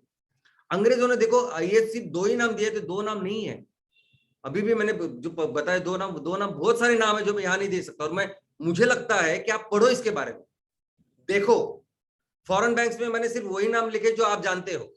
HSBC जानते हो, ग्रीनलैंड जानते हो, ये दोनों बैंक तब से है, तब अंग्रेजों ने लाया हमारे उनके काम के लिए, बिजनेसेस के लिए। लेकिन पूरी तरह से भारतीय बैंक, पूरी तरह से भारतीयों ने तैयार की बैंक, इसकी भी शुरुआत हुई। क्योंकि इतने सारे भारतीय व्यापारी थे, वो भी अपना काम धंधा कर ही रहे थे। तो सबसे पहली बैंक जो शुरुआत हुई वो थी औध कमर्शियल बैंक 1881 में, और बाद में पंजाब नेशनल बैंक जो 1894 से चल रही है, जो आज भी चल रही है। दोस्तों, तो आप देख सकते हैं कि 19वां जो शतक है उसके एंड तक ये सब बैंकिंग की शुरुआत हुई। और जब 19 के बाद 20वां जो शतक था उसमें शुरुआत हुई है स्वदेशी मूवमेंट की। अभी जब ये स्वदेशी मूवमेंट शुरुआत हुई, तब सभी लोग अपना नारा लगा रहे थे कि नहीं स्वदेशी। तो उसमें बहुत सारी बैंक सिर्फ और सिर्फ अपने लोगों के लिए, भारतीयों के लिए शुरुआत हुई, हमारे लोगों ने शुरुआत की, जिसमें सीरियन कैथलिक बैंक है, bank of India, south Indian bank, bank of Baroda, Indian bank, central bank of India, ये सभी बैंक और कई सारे हैं जिनके नाम आप देख सकते हैं, पढ़ सकते हैं। तो ये सभी बैंकों की शुरुआत बाद में स्वदेशी यानी 1910 से लेकर 1920 तक इस सब कालखंड में इन बैंक की शुरुआत हुई। और 1934 में सबसे जन्म हुआ एक एक्ट का जिसका नाम था रिजर्व बैंक ऑफ इंडिया। 1 अप्रैल 1935 से इस बैंक का जन्म हुआ। एक्चुअली 1926 में हिल्टन यंग कमीशन करके कमीशन अंग्रेजों ने, ब्रिटेन ने यहाँ भारत में भेजा कि भारत में ये पूरी जो अर्थव्यवस्था को लेके जो बैंकिंग सिस्टम है उसको किस तरह से हम लोग मॉनिटर करें, किस तरह से कंट्रोल करें, किस तरह से इस पूरा सिस्टम होना चाहिए, किस तरह से चलन होना चाहिए और किस तरह से इस चलन का आगे अर्थव्यवस्था को लेके जाने का उसका सहभाग होना चाहिए, रोल होना चाहिए। ये पूरा करने के लिए 26 से लेके, आई मीन उसके पहले भी वो काम कर रहे थे, 26 में इंडिया आए थे ये काम करने और 34 के एंड में अपना कायदा बना। लेकिन ये पूरा करने के बाद हम लोग गर्व के एक साथ कह सकते हैं कि ये पूरा हिल्टन यंग कमीशन ने जो भी आरबीआई बनाया, जो रिजर्व बैंक ऑफ इंडिया बनाया, वो हमारे एक भारतीय ने, जो देश के, जो दुनिया के वन ऑफ द बेस्ट अर्थतज्ञ थे डॉक्टर BR अम्बेडकर, उनके सजेशन से बना। तो उन्होंने जितने भी सजेशन थे उससे अपना बना आरबीआई। आजादी के बाद अंग्रेज तो छड़ गए, लेकिन ये पूरी व्यवस्था वहां थी। कुछ बैंक थे जो प्राइवेटली काम करते थे और ऐसा सब कुछ चल रहा था। तो अपने सरकार के लिए भी ये बैंकिंग सिस्टम को कंट्रोल करना, उसकी अच्छी तरह से आगे लेके जाना, ये बहुत जरूरी था। तो फिर यहाँ के सरकार ने, जो आजाद होने के बाद सरकार ने क्या किया, तो सबसे पहले हमारी जो आरबीआई, सभी बैंकों का नियंत्रण करने वाली जो सर्वोच्च संस्था है रिजर्व बैंक ऑफ इंडिया, पहले उसका राष्ट्रीयकरण किया। तो 1949 में हमारे ये जो आरबीआई है उसका राष्ट्रीयकरण हुआ और वो 100% सरकार की ऑर्गेनाइजेशन हो गई। उसके बाद हमारे देश में अंग्रेजों का जो बिजनेस चल रहा था उसके लिए 3 सबसे महत्वपूर्ण बैंक थे, जिनको हम लोग एम्पिरियल बैंक बोलते थे, बाद में प्रेसिडेंशियल बैंक बोलने लगे। तो प्रेसिडेंशियल बैंक ऑफ कलकत्ता पहली नंबर 1 बैंक, दूसरी प्रेसिडेंशियल बैंक ऑफ मद्रास और प्रेसिडेंशियल बैंक ऑफ बॉम्बे। ये 3 बैंक यानी बहुत अहम हिस्सा थी पूरे इंडियन ब्रिटिश एम्पायर का। इन तीनों बैंक को मिला के फिर भारत सरकार ने एक बैंक बनाई जिसका नाम है स्टेट बैंक ऑफ इंडिया। 1955 में ये बैंक बनी और दोस्तों आज भी ये दुनिया की सबसे बड़ी जो बैंक है उसमें से एक है। आपको अगर याद मालूम होगा तो फॉर्चून 500 यानी दुनिया के सबसे बड़े जो 500 बिजनेसेस है उसमें भारत की तरफ से सिर्फ एक बैंक है और वो है state bank of India, SBI। लेकिन भारत सरकार हमेशा जानती थी कि ये अगर हमें अपने देश को आगे लेके जाना है या इसको डेवलप करना है, आर्थिक जितनी पॉसिबिलिटी वो बेहतर करना है, तो उसके लिए बैंक कितना जरूरी है। तो आप देखोगे तो देखिएगा कि इस आजादी के बाद इस बैंकिंग सेक्टर के ऊपर पूरी बहुत कोशिश की गई, मेहनत की गई, लेकिन इतना सब करने के बाद भी जो स्टेटस था, जो परिस्थिति थी, वो इतनी अच्छी नहीं थी। क्योंकि प्राइवेट जो बैंक थी, जो महत्वपूर्ण बैंक थी और जो सिर्फ शहरों में काम करती थी, ऐसे बैंकों के पास लगभग 85% पैसा था। ओके, अभी आप समझिए कि हमारे देश में ग्रामीण अर्थव्यवस्था है, 70% लोग वहां रहते हैं, 30% शहरों में रहते हैं और सभी जो बैंकिंग सिस्टम है वो शहरों में था।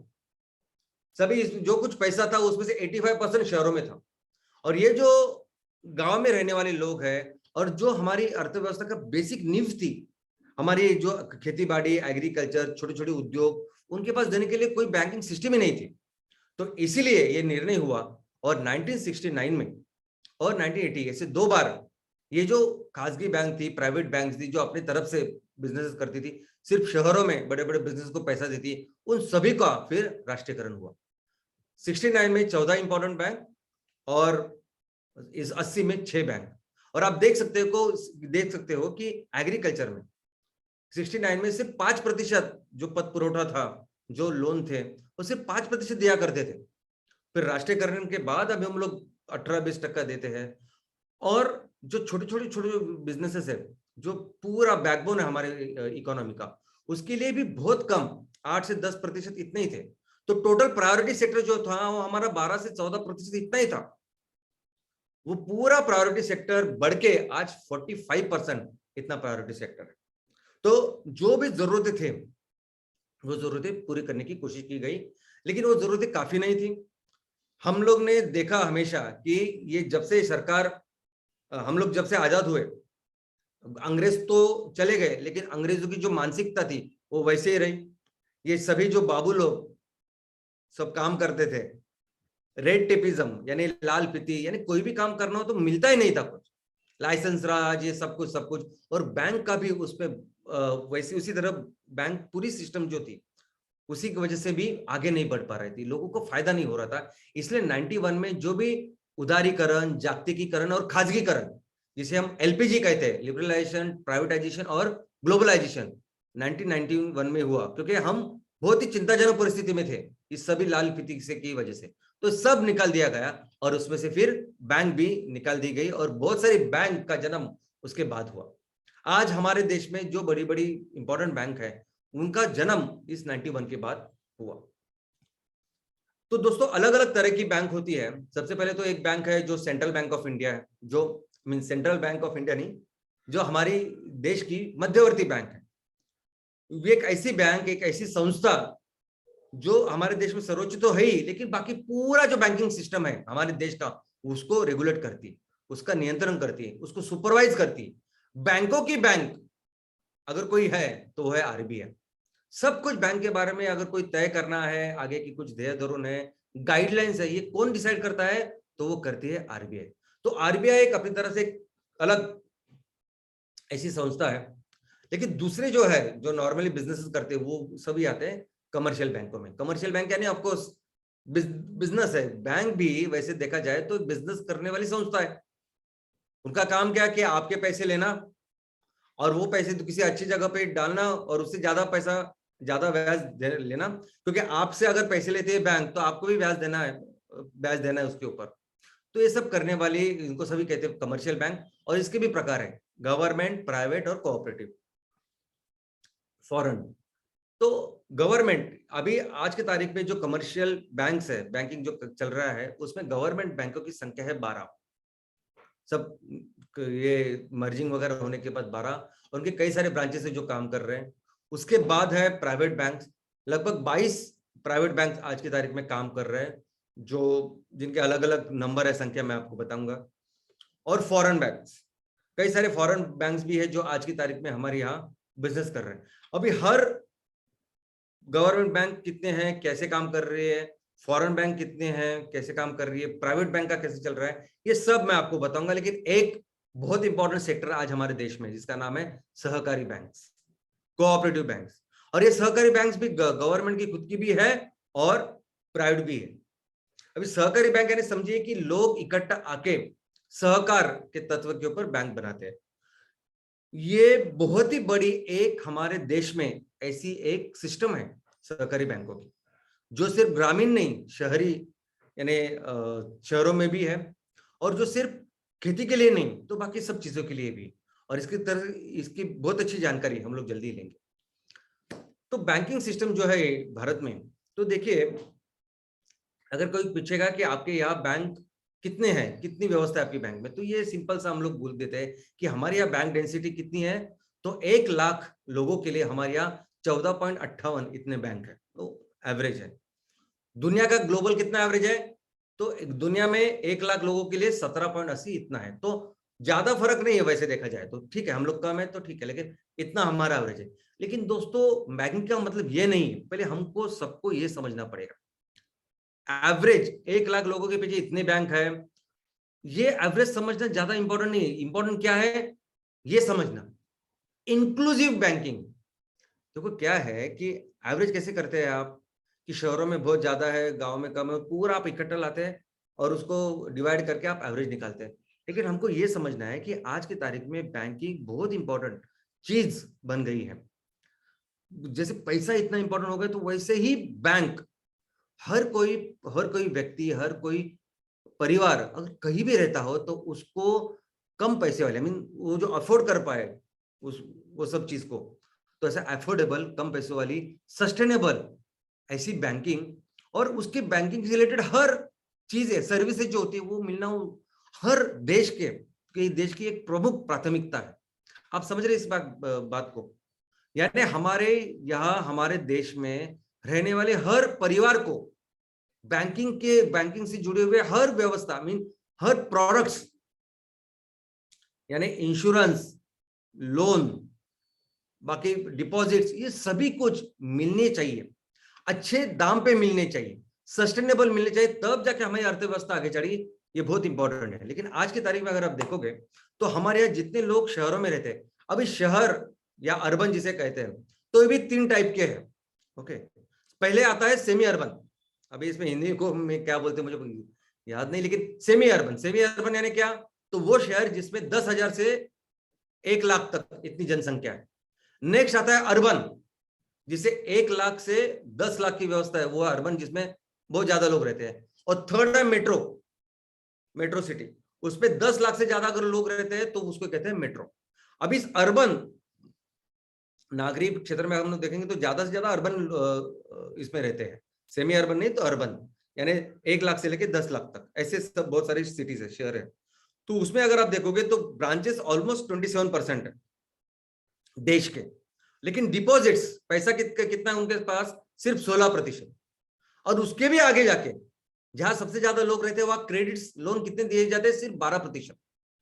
और सीडीआर अगर आप देखोगे तो सीडीआर भी इतना कम है। तो सीडीआर यानी क्या, तो कैश डिपॉजिट रेशो यानी 54.80, यानी जितना आपके पास कैश है उतना ही आपने एक्चुअली लोन देना चाहिए आइडियली। सीडीआर जो बोलते हैं क्रेडिट एंड डिपॉजिट का रेशो होता है वो। अगर आपके पास इतना डिपॉजिट है तो आपने वो यूटिलाइज करना चाहिए लोगों के लिए, ऐसा उसका अर्थ होता है। वो होना चाहिए 90 के ऊपर होना चाहिए। अगर आपके पास 100 करोड़ रुपए है पूरा सबको मिल, तो 100 करोड़ रुपए का आपने लोगों के लिए कुछ काम धंधा करने के लिए भी देना चाहिए। लेकिन यहाँ अर्बन में हम देखते हैं तो कितना है, ऑलमोस्ट हाफ देते नहीं, वो बहुत कम है। दूसरा, अगर आप यही चीज मेट्रो में जाओगे तो मेट्रो सिटीज में जहां 10 लाख से ज्यादा लोग रहते हैं, ब्रांचेस कितने हैं, 19% सिर्फ। दुनिया देश के जितने भी ब्रांचेस है उसमें से सिर्फ 19% है वहां, 19। लेकिन डिपॉजिट्स कितना है, पैसा कितना पड़ा हुआ है, तो 50% से ज्यादा है। क्रेडिट्स लोन कितने दिए जाते हैं, तो पूरे देश में जितने लोन दिए जाते हैं उसके 64% इतना ज्यादा पैसा दिया जाता है, क्रेडिट दिया जाता है। तो सबसे ज्यादा लोन इन शहरों में दिया जाता है, मेट्रो में दिया जाता है। 19% बैंक है और 64%, और 96% सीडीआर, यानी जितना पैसा उनके पास है ऑलमोस्ट सब वो लोन में लगा देते हैं। तो ये परिस्थिति मेट्रो सिटी की। लेकिन यही चीज अगर आप रूरल में देखोगे, हमारे गांव में देखोगे, गांव में दोस्तों ब्रांचेस हम लोग बोलते हैं ना 1 लाख के कुछ है, हमारी इतनी बैंक है, ब्रांचेस है, तो ब्रांचेस ऑलमोस्ट 1/3 से ज्यादा 35% इतने ब्रांचेस हमारे देश के हमारे गांव में। लेकिन डिपॉजिट कितना, पैसा कितना उनके पास, तो सिर्फ 10%। जितना पैसे देश का है सिर्फ 10% पैसा है रूरल में। और क्रेडिट लोन कितने देते हैं, लोन जहां 50% से ज्यादा आबादी है, जहां खेती है, सब कुछ है, लोन सिर्फ 8% दिया जाता है। 60% सिर्फ वो सीडीआर है, कैश डिपॉजिट रेशो। तो आप समझ सकते हैं कि कितना अनइवन है। इनफैक्ट यही तो चीज थी कि जिसकी वजह से राष्ट्रीयकरण हुआ, यानी जो चीज थी 1969 में कि जिसकी वजह से राष्ट्रीयकरण करना पड़ेगा, अब आज फिर से पूरा सर्कल घूम के हम लोग शायद उसी तरीके से आए। और दोस्तों अगर आप ट्रैवल की बात करें, आदिवासी क्षेत्र की बात करें, तो ये परिस्थिति कैसी होगी आप समझ सकते हैं। अगर आप हिली उसमें भी अगर पहाड़ी इलाकों की बात करें तो आप समझ सकते हैं कि कैसे इनको इंक्लूसिव जो बैंकिंग हम लोग बोलते हैं कि ये सब व्यवस्था होनी चाहिए उनके लिए, उस कम पैसे में होनी चाहिए, सब कुछ होना चाहिए, कैसे उनको मिलती होगी, कैसी उसकी परिस्थिति होगी। तो एक्चुअली इस बैंक का हमारे इस इकोनॉमिक डेवलपमेंट, अर्थव्यवस्था में बहुत बहुत बहुत बड़ा योगदान है। अगर आपको लगता है कि बैंक चाहिए सिर्फ लोन के लिए, तो आप गलत हो। हर चीज के लिए बैंक का इतना बड़ा योगदान होता है किसी भी देश की, किसी भी क्षेत्र की इकोनॉमी के लिए। कैसे एक कोई क्षेत्र आगे बढ़ेगा, कैसे कोई क्षेत्र डेवलप होगा, तो उसके रिसोर्सेज डेवलप होने चाहिए। कैसे कोई क्षेत्र डेवलप होगा, तो वहां बिजनेसेस डेवलप होने चाहिए, क्योंकि बिजनेस ऐसा तरीका है कि जिसकी वजह से हम लोग रिसोर्सेज डेवलप करते हैं, चाहे वो जमीन हो, लोग हो, पानी हो, जो कुछ है, उसको डेवलप करने का तरीका है बिजनेस का। तो उसके लिए चाहिए बैंक, क्योंकि बैंक हर स्टेप के लिए लगती है। अगर आपको रजिस्ट्रेशन करनी है और रजिस्ट्रेशन की फीस भरनी है तो भी आपको अपनी बैंक के थ्रू भरनी पड़ती है। आगे जाके बिजनेस में आपको कोई सरकार की चलन या गवर्नमेंट की फीस, जो अलग अलग लाइसेंसेस है, सब कुछ हर चीज बैंक के थ्रू करनी पड़ती है। हर स्टेप के लिए बैंक लगती है, ना कि सिर्फ लोन के लिए। बैंक क्या करती है, सबसे पहले ऑफ कोर्स अपने बिजनेस के लिए कैपिटल प्रोवाइड करती है अलग अलग माध्यम से। लेकिन बैंक सबसे इंपॉर्टेंट क्या करती है, अपने देश में ये जो पूरा पैसा है, कैपिटल है, उसको मोबिलाइज करती है, उसको चैनलाइज करती है। क्योंकि बैंक के पास कहां से पैसा आता है, तो लोगों का पैसा ही होता है।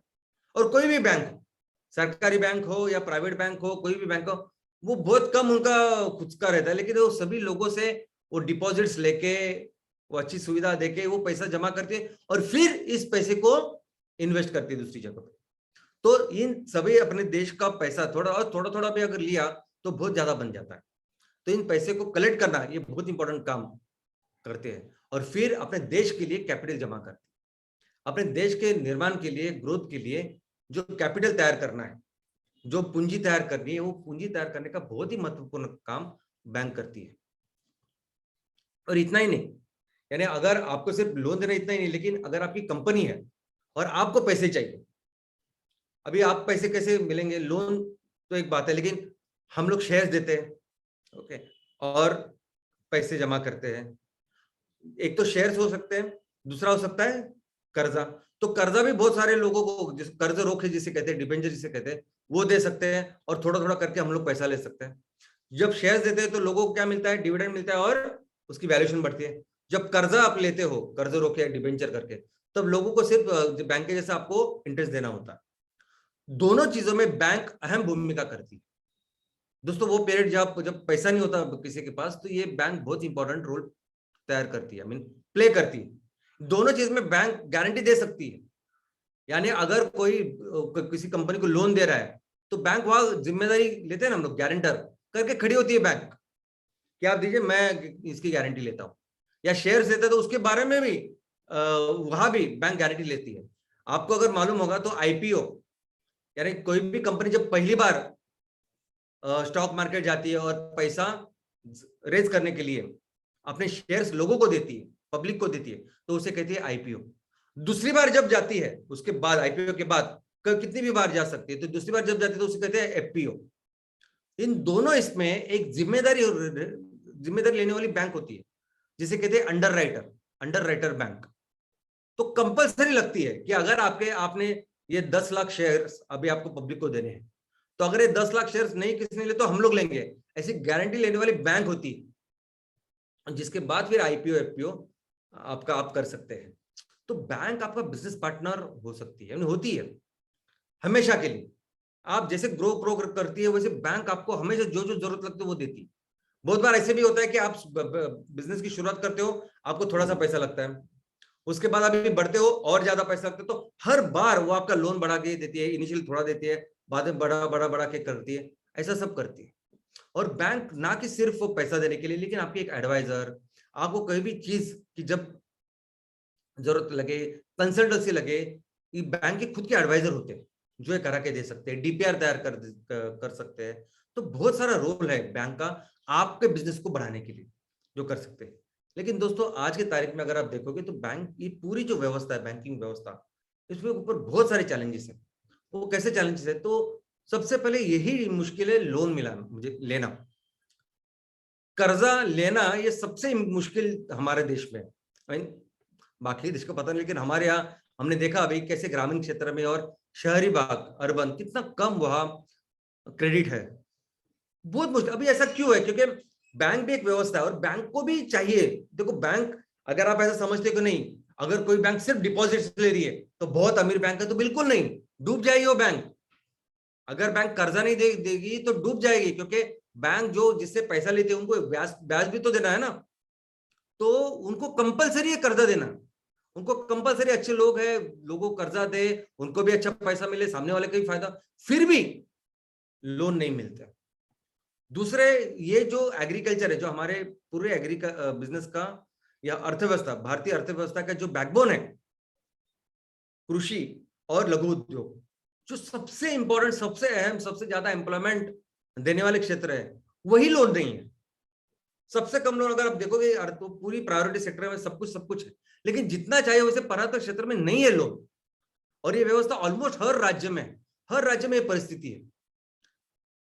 आपको शायद पता नहीं, लेकिन एग्रीकल्चर को लेके और इस लघु उद्योग को लेके एक बहुत बड़ी यंत्रणा है, इसके बारे में मैं आपको बताऊंगा, डिटेल में बताऊंगा। लेकिन फिर भी आज हमारे खेती बाड़ी के लिए, हमारे इस लघु उद्योग के लिए लोन ही नहीं मिलता। आज भी अगर आप देखो साहूकारी, यानी सिर्फ एक ऐसे छोटी से एस्टिमेट है कि 50% से ज्यादा है, लेकिन बहुत ज्यादा हो सकती है।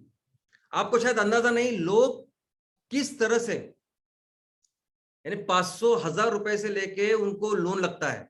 ऐसी ऐसी जरूरत होती है, सिंपल बेसिक, और उसके लिए यही साहूकार लेते हैं जो इतना, जो महीने का 5% ब्याज लेते हैं, 5%, 7%, 8%, 10% तक। और लोन, बस लोन का ब्याज चढ़ता जाता है। और वो वैसे यंत्रणा आज भी है दोस्तों। ये ना हो इसलिए गवर्नमेंट ने अभी मुद्रा लोन लाया। मुद्रा लोन में ऐसा है कि 50,000 तक आपको लोन ऐसा ही मिलना चाहिए, ज्यादा कागजात की जरूरत नहीं होनी, लेकिन फिर भी नहीं मिलता। 50,000 तो ज्यादा है, लेकिन 2,000, 5,000, 10,000 भी लोगों की जरूरतें होती है जो नहीं होती। और आज की तारीख में भी बहुत बड़ा सेगमेंट है साहूकारी, जो इस तरह से लोन देता है और पूरी जिंदगी पर फिर उनको वो चुकाना पड़ता है। और हमारे देश में एनपीए ज्यादा है, पूरे दुनिया का ऑलमोस्ट 5% है और हमारा 7 से लेके 8% तक है। तो दोस्तों ऐसा क्यों है कि हम लोग, ये सब ऐसी परिस्थिति है। एक तरफ बैंक है जिनको ग्रो होने के लिए भी अच्छे कस्टमर चाहिए, और एक तरफ हमारी जनता है जिनको पर्याप्त लोन नहीं मिलता। दूसरी तरफ ऐसी भी परिस्थिति है कि कैसे एक गांव है, जो गांव 80% पूरे साहूकारी पे चलता था, लेकिन एक चीज की वजह से वो पूरी साहूकारी खत्म हुई और अभी लोग सिर्फ 10% तक शायद साहूकारी जाते हैं, बाकी पूरे लोग वो साहूकारी से मुक्त हो गए। कैसे एक छोटी सी बैंक कैसे पूरे देश को बदल सकती है, कैसी ग्रामीण व्यवस्था है, कैसे इस खेतीबाड़ी के लिए व्यवस्था है, एग्रीकल्चर के लिए कितना बड़ा सिस्टम आज हमारे देश में है। सरकार ने आजादी के बाद अभी तक कितना कुछ सरकार कर रही है इस एग्रीकल्चर के लिए, फिर भी वो नहीं हो रहा है। वो सब हम लोग जानेंगे नेक्स्ट सेशन में। दोस्तों मैं फिर से बोलता हूं, ये फाइनेंस, ये पैसे का जो सेशन है वो बहुत इंपॉर्टेंट है। मेरी आपसे विनती है कि मैंने अभी आज यहाँ सेशन में कोई ज्यादा आपको वो आंकड़े नहीं बताया, ये ऐसे इतने ब्रांचेस ऐसे नहीं बताया। मुझे लगता है आप जरा जाइए, पढ़िए, कुछ नहीं फर्क पड़ेगा आपका क्या बैकग्राउंड है, कुछ नहीं। जितना आपको समझता है बैंक के बारे में, जितना आप पढ़ सकते हो, नेट से पढ़ो, अखबार पढ़ो, कोई बुक किताब पढ़ो, अपने बच्चों जो स्कूल में कॉलेज में जा रहे हैं उनसे पढ़ो, जो भी आपसे हो सकता है। लेकिन सिंपल चीजें, CLR SLR सिंपल चीजें होती है। क्या करता है RBI, ये पढ़िए आप, ये पढ़िए, थोड़ी सी जानकारी लीजिए। आपको, हमको एक्सपर्ट नहीं होना, हमें कोई बैलेंस शीट नहीं तैयार करनी, लेकिन समझनी तो चाहिए क्या होती है बैलेंस शीट। दोस्तों छोटी चीजें, ज्यादा वक्त नहीं, लेकिन मुझे लगता है कि आप सभी ने इसको पढ़ना चाहिए। आप पढ़िए, आप देखिए हमारे यहाँ अपने आजू बाजू, अपने क्षेत्र में, तहसील में, गांव में इस बैंकिंग की क्या व्यवस्था है, और वो सभी चीजें मैं आपको बताऊंगा कैसे सोल्यूशन। और मैंने कि हम लोग भविष्य में सोल्यूशन की बात करें। आज सोल्यूशन है, जैसे मैंने बताया कि कैसे गौरव, जो जिस गांव की मैं बात कर रहा हूं, वो गांव तो एकदम ट्राइबल था, है, जो पूरी तरह से साहूकारी मुक्त भी हो गए, और दूसरी तरह से कैसे एक बैंक पूरे देश को बदल के रखते। तो ये सभी चीज हम लोग नेक्स्ट सेशन में देखेंगे, नेक्स्ट अगले शुक्रवार इसी समय देखेंगे। लेकिन तब तक ये आपका गृहपाठ है, ये आपकी पढ़ाई है जो आपको करनी है, और नेक्स्ट वीक हम लोग मिलते हैं। धन्यवाद, थैंक यू।